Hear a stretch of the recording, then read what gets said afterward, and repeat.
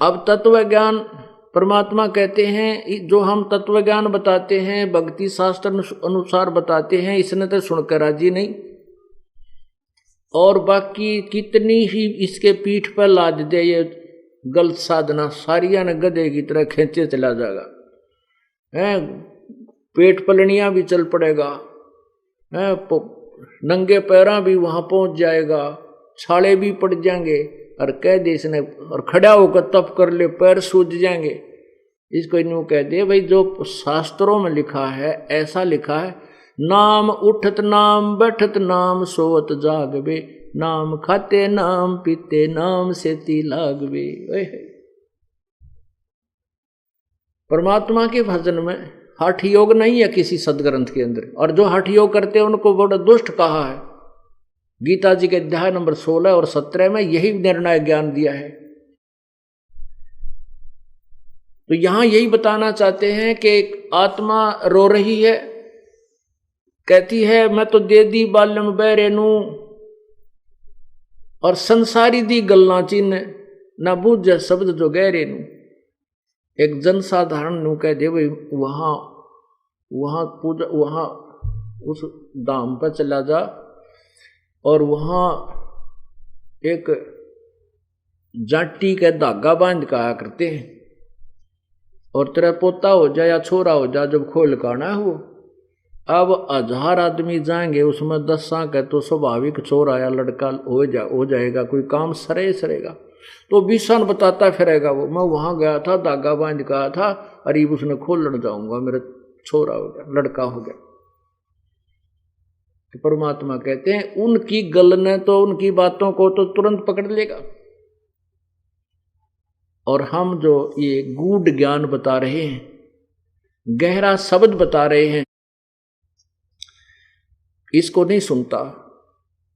मुर्दों से ती प्रीत लगावना, जाने सतगुरु मेरे नु।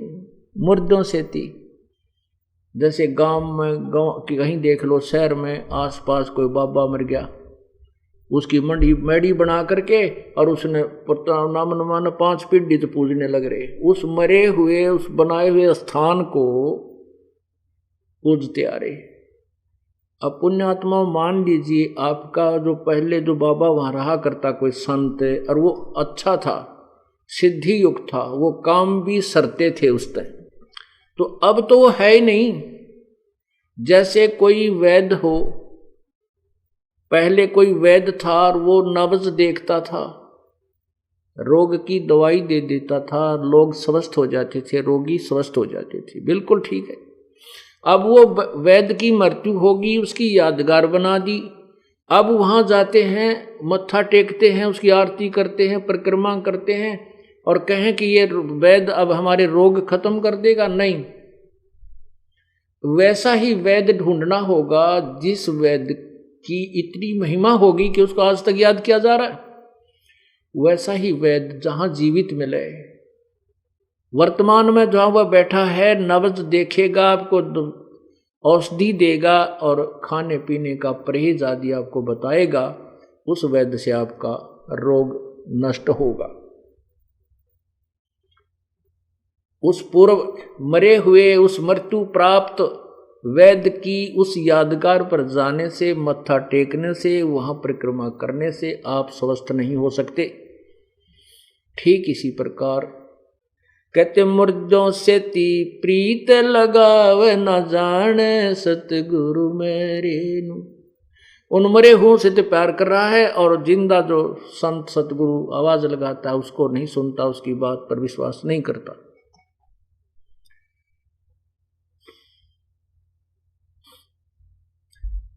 श्वेत छतर सिर मुकुट विराजय। अभी तक सभी परमात्मा को निराकार निराकार का घाटा जोड़ रखा है। आप किसी पवित्र हिंदू धर्म के अनुयायी ने, या उस महापुरुष ने, या किसी संत ने, या मंडलेश्वर ने, ऋषि ने पूछ ले, महर्षि आखिर में यही कहेंगे परमात्मा निराकार है। विष्णु जी या शिव जी या कृष्ण जी का पुजारी भी अगर आप उससे बात करोगे भगवान कैसा है, कहते परमात्मा तो निराकार। फिर विष्णु जी की मूर्ति किस लिए रखी है तूने? इतनी बुद्धि का नाश हो चुका है हमारा, क्योंकि हमें कोई यथार्थ ज्ञान नहीं मिला। ऐसे ही वेदों के जानकार, जिनको हम वेदों के पंडित विद्वान महर्षि मानते थे, वो भी अपनी आखिर में यही बात कह देते हैं, भगवान तो निराकार है। अब पवित्र सिख धर्म में आप देखिए, उनसे पूछिए कि परमात्मा कैसा है। परमात्मा कहते हैं, नानक साहब ने कहा, तू ही एक निरंकार, तू निरंकार है। श्री नानक साहब जी की दोनों प्रकार की वाणी गुरु ग्रंथ साहिब के अंदर विद्यमान है। जैसे वो पहले हिंदू धर्म में जन्मे थे और श्री ब्रजलाल पांडे से, ब्राह्मण से वो गीता का ज्ञान पढ़ा करते थे, अक्षर ज्ञान भी उन्होंने प्राप्त था, कुछ संस्कृत भी जानते थे और हिंदी भी पढ़े थे, फारसी भी पढ़े थे। जब तक वो हिंदू धर्म के ज्ञान पर आधारित थे तब तक तो प्रभु को निराकार कहते थे। फिर परमात्मा स्वयं आए थे, उनको बेई नदी पर मिले थे, उनको सतलोक लेकर गए थे, उसके उपरांत उन्होंने परमात्मा को निराकार नहीं कहा। उसके बाद तो कहा कि फाई सूरत मुल्क की वेश, ए ठगवाड़ा ठगी देश, खरा सियाणा बोता बार, ये धानक रूप रहा करतार। श्री गुरु ग्रंथ साहिब श्री राग श्री और पृष्ठ नंबर 24 पे ये पूरा शब्द लिखा है, और पन्ना नंबर 721 पर गुरु ग्रंथ साहिब में लिखा है कि हक्का करीम करीम तू, हक्का कबीर करीम तू, ओहो बेऐब परवरदिगार, एक अर्ज गुप्तम पेश तोदर कून करतार, हक्का कबीर करीम तू बेऐब परवरदिगार। हक्का कबीर माने सत्य कबीर। और इसी प्रकार पवित्र ईसाई धर्म के किसी भी अनुयायी को आप पूछिए, वो कहेगा परमात्मा कैसा है। अंग्रेजी बोलते हैं वो लोग ज्यादा, कहते हैं गॉड इज फॉर्मलेस। फॉर्मलेस में निराकार। और जबकि पवित्र बाइबल में स्पष्ट किया कि परमात्मा ने मनुष्य बनाए, अपने जैसे अपने स्वरूप के अनुसार बनाए, तो परमात्मा कैसा हुआ? साकार हुआ, निराकार नहीं। देखिएगा पवित्र बाइबल, ये देखिएगा पवित्र बाइबल संपूर्ण जीवन अध्ययन बाइबल।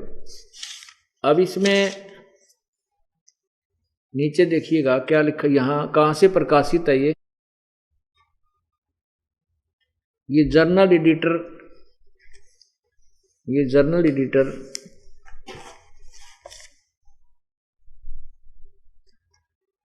डॉनलैंड सी स्टैम्प्स MADDV। आगे देखिए कहां प्रकाशित है, life public publishers international, Springfield Michigan USA, printed in India. अब इसके प्रश्न नंबर 4 पर देखें, ये उत्पत्ति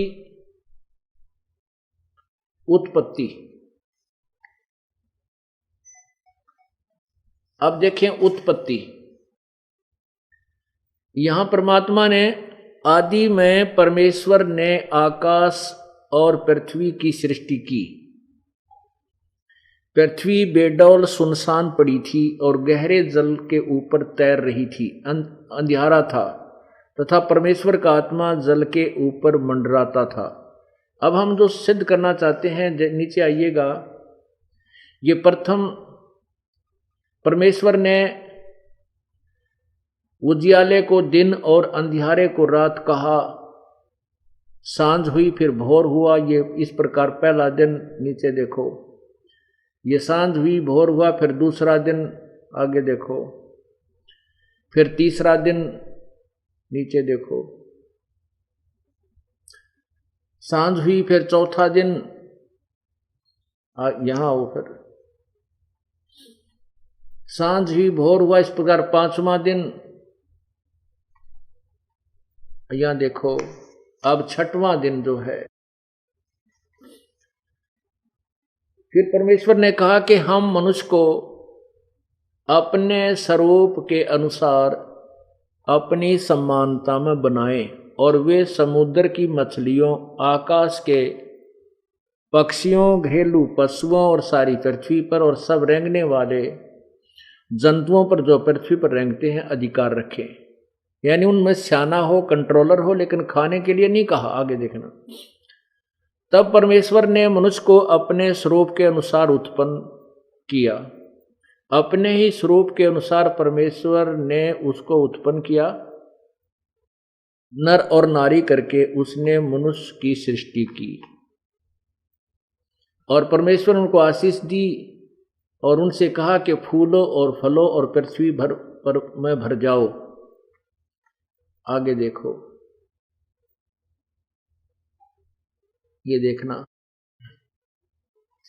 फिर परमेश्वर ने उनसे कहा कि सुनो, जितने बीज वाले छोटे छोटे पेड़ सारी पृथ्वी के ऊपर हैं वे और जितने वृक्षों में बीज वाले फल होते हैं वे सब मैंने तुमको दिए हैं, वे तुम्हारे भोजन के लिए। या किसी भी मनुष्य को पवित्र बाइबल में मांस खाने का आदेश नहीं है। आगे देखो। तथा इस प्रकार सांझ हुई, फिर भोर हुआ, इस प्रकार ये 6वां दिन। 6 दिन हो गए और 7वां दिन यूं आकाश और पृथ्वी में उनकी सारी सेना का बनाना समाप्त हुआ, हो गया। और परमेश्वर ने अपना काम जिसे वह करता था 7वें दिन समाप्त किया और उसने अपने इस किए हुए काम से 7वें दिन विश्राम किया। अब ये पवित्र बाइबल ने सिद्ध कर दिया कि परमात्मा साकार है और मनुष्य सदृश है, क्योंकि परमात्मा ने सभी मनुष्यों को अपने ही स्वरूप में रचने के लिए कहा और ऐसा ही रच दिया और नर नारी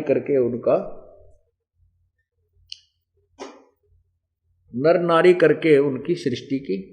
और साथ में यह भी आदेश दे दिया कि तुम मांस नहीं, केवल फलदार वृक्ष और बीजदार पौधे, यानी जैसे गेहूं, चने, बाजरा, ज्वार, ये खा सकते हो।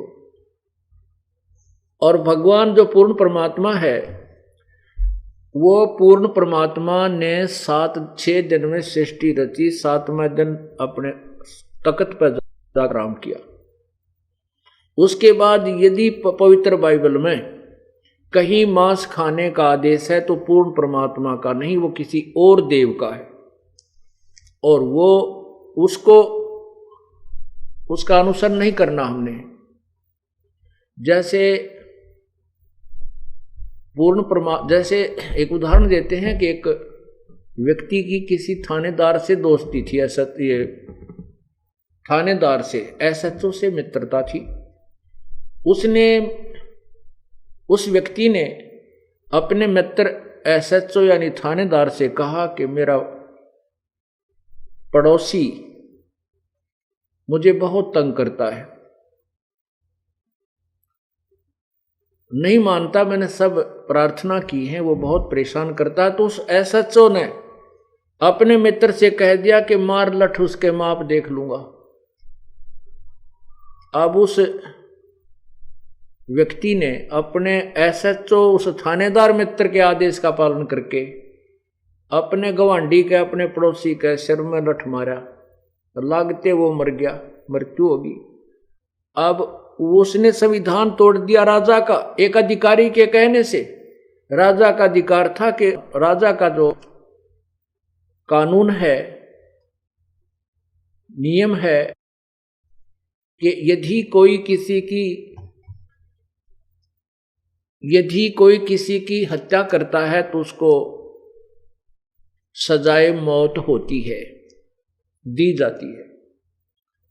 अब उस नालायक ने, उस अनजान ने अपने एक अधिकारी मित्र के आदेश का पालन करके राजा के नियम का भंग कर दिया, तो जिस कारण से उसको सजा मिली, सजाए मौत हुई। राजा का संविधान था, राजा का संविधान है कि कोई किसी की हत्या करता है तो उसको सजा मिलेगी या 20 साल की सजा होगी, कैद होगी।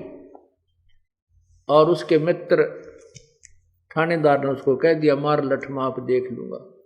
तो उसका आदेश पालन करने से राजा का संविधान तोड़ दिया, उसको सजा मिली। ठीक इसी प्रकार पवित्र सदग्रंथ जैसे पूर्ण परमात्मा यानी भगवान का आदेश है कि किसी भी प्राणी को, किसी भी मनुष्य ने कोई मांस नहीं खाना, केवल फलदार वृक्ष तुम्हें दिए हैं और बीजदार पौधे, नथिंग एल्स। और यहां तक आगे लिखा है इसी में कि जितने भी प्राणी हैं उनके भी मांस खाने का आदेश नहीं है, वो भी घास वाले पौधे, ये छोटी छोटी झाड़ियां आदि ये खा सकते हैं। पुण्यात्मा, सतयुग में शेर भी मांस नहीं खाते थे। प्रारंभ में जब सतयुग प्रारंभ होता है, वो इतने अच्छे वृक्ष होते हैं उस समय कि पंजे मार करके कुछ ऐसे पेड़ हैं जिनमें से बहुत अच्छा शरबत जैसा पदार्थ निकलता है, उसको शेर आहार किया करते थे। अब उनका परमानेंट आहार मांस बन गया। आप देख लीजिए, हमारे पवित्र हिंदू धर्म के अंदर कोई भी मांस छूता नहीं था। और मुसलमानों को हिंदू धर्म के श्रद्धालु इसलिए बुरा मानते थे कि वो मांस खाते थे। अब हिंदू धर्म में मांस शायद सबसे ज्यादा खाने लगे। ऐसे ही पवित्र सिख धर्म के अंदर कोई मांस आहार नहीं करता था, और किसी भी सदग्रंथ में या किसी गुरु ग्रंथ साहिब में कहीं पर प्रावधान नहीं है, बल्कि इसके मांस खाने वालों को महापामर प्राणी कहा है। और अब देख लो, मेरे ख्याल में सिख धर्म सब ने माफ कर गया मांस खाने में। अगर और समय में 100-200 वर्ष के बाद कोई ये कहेगा कि हमारे पूर्वज श्री नानक जी और वो 10 बादशाह कभी मांस नहीं खाते थे, कोई नहीं मानेगा। इसी प्रकार सतयुग में शेर मांस नहीं खाते थे प्रारंभ में। मनुष्य का तो कहना ही क्या है। तो यही समझ लेना चाहिए कि परमात्मा जो पूर्ण ब्रह्म है, उसने 6 दिन में सृष्टि रची और इस काल के को संभाल दी इसकी, और आप सतलोक में जाके विराजमान हो गया, अपने तख्त पर बैठ गया। अब इसी का प्रमाण पवित्र कुरान शरीफ देखिए, सूरत फुरकानी 25 आयत नंबर 52 से 59 में स्पष्ट किया है।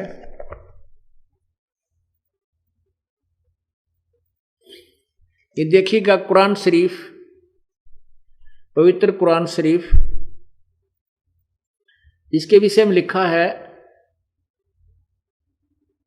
यह वह इल्हामी किताब है जिसमें कोई संदेह की गुंजाइश नहीं, अर्थात इसमें जो लिखा है वो सत्य है। कुरान शरीफ नीचे लिखा है, ये मुतरजम बहराइशिय अनुवाद स्टीपन, ये इसका अनुवाद है। शास्त्रीय अरबी पद्धति पर नागरी लिपि में रूपांतर नंद कुमार अश्वथी। आज नीचे देखिए, शेरवानी संस्करण, ये कहाँ से छपा है? प्रकाशक हैं लखनऊ किताबघर, मौसम बाग, सीतापुर रोड, लखनऊ। अब इसका देखिएगा, यहां पर ये है सूरत फुरकानी,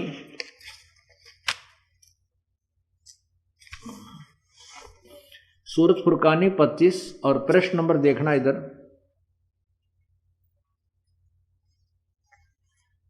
छह 604 पे नीचे आइएगा। पहले हम ये संस्कृत ये देखते हैं फारसी।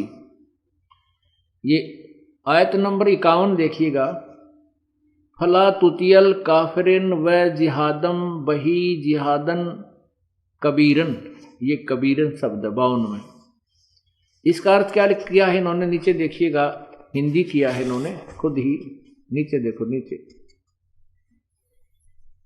या इस 52 का हिंदी किया है, 51 का हिंदी किया है। तो ए पैगंबर, तू काफिरों का कहा न मानना, कहा न मानना, और इस कुरान की दलीलों से उनका सामना बड़े जोर से करो। इन्होंने कबीर का अर्थ बड़ा कर दिया। इसमें क्या कहा है कि कुरान शरीफ बोलने वाला अल्लाह, जिसको हजरत मोहम्मद जी यानी मुसलमान धर्म के प्रवर्तक श्री हजरत मोहम्मद जी कह रहे हैं, हजरत मोहम्मद जी को उसका अल्लाह जिसको वो खुदा मानते हैं, वो कह रहा है कि ए पैगंबर हजरत मोहम्मद, तो इन काफरों का कहा ना मानना, ये कबीर पर जो मैं तेरे को कुरान शरीफ के अंदर जो वचन बोल रहा हूं इन पर विश्वास करना।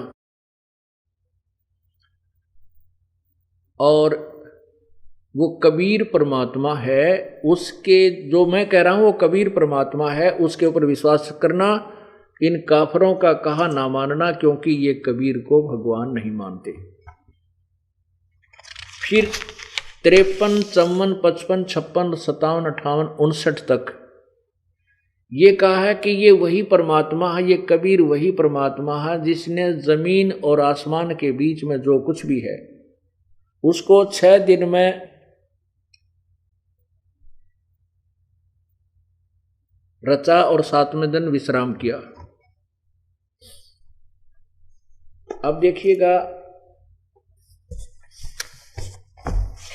अब 53 नंबर देखो, आगे हम देखते हैं। अभी ये इधर देखें, यहां पर ये 57 में है, 58 में ये खबीरा शब्द लिखा है, इवादही खबीरा। इवादही माने पूजा के योग, इबादत, इबादत शब्द से इवादही बना है, इवादही खबीरा, इसको कबीर कहो चाहे खबीरा, इसका भी अर्थ इन्होंने बड़ा किया है। 58 आयत में, आयत नंबर 59 में लिखा है, अरमानो असफल बिहिर खबीरन। अब इनका अनुवाद इन्होंने किया है, ये देखिएगा यहां पर ये अनुवाद किया है, ये देखो,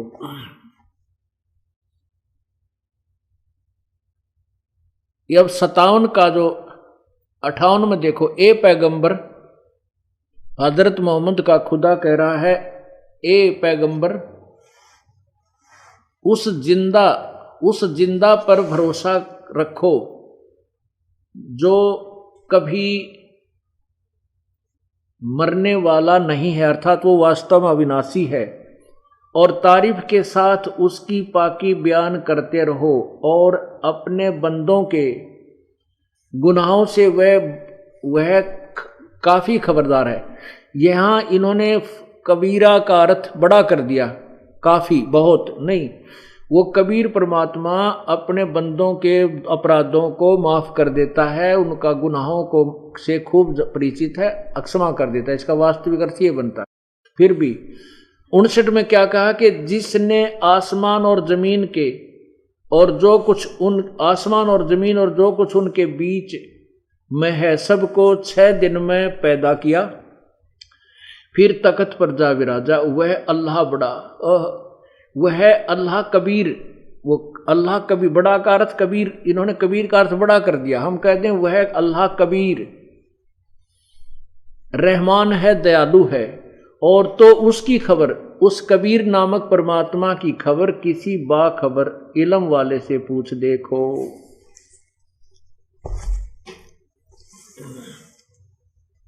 अब इससे क्या सिद्ध हुआ? पवित्र कुरान शरीफ और पवित्र बाइबल, इन दोनों सदग्रंथों ने मिलजुल कर सिद्ध कर दिया, इन दोनों सदग्रंथों ने मिलकर सिद्ध कर दिया कि कबीर नाम है उस परमात्मा का, और उसी ने 6 दिन में सृष्टि की, 7वें दिन तख्त पर जा बैठा। तख्त पर जा बैठा तो साकार है, निराकार नहीं है। और पवित्र कुरान शरीफ को बोलने वाला अल्लाह कह रहा है कि उस कबीर नामक परमात्मा के विषय में, उस पूर्ण भगवान के विषय में मैं परिचित नहीं, उसकी खबर किसी बाखबर यानी तत्वदर्शी संत से पूछ देखो। यही पवित्र गीता जी अध्याय नंबर 4 के श्लोक 34 में, पवित्र यजुर्वेद अध्याय नंबर 40 के श्लोक 10 और 13 में, गीता ज्ञान दाता और वेद ज्ञान दाता ब्रह्म कह रहा है कि उस तत्व ज्ञान के विषय में पूर्ण परमात्मा के, उस परमात्म तत्व के पूर्ण परमात्मा के विषय में किसी तत्वदर्शी संत से पूछो। अब सभी सदग्रंथों का एक ही निष्कर्ष निकला कि पूर्ण परमात्मा कबीर है और वो मनुष्य सदृश है, नर आकार है उसका।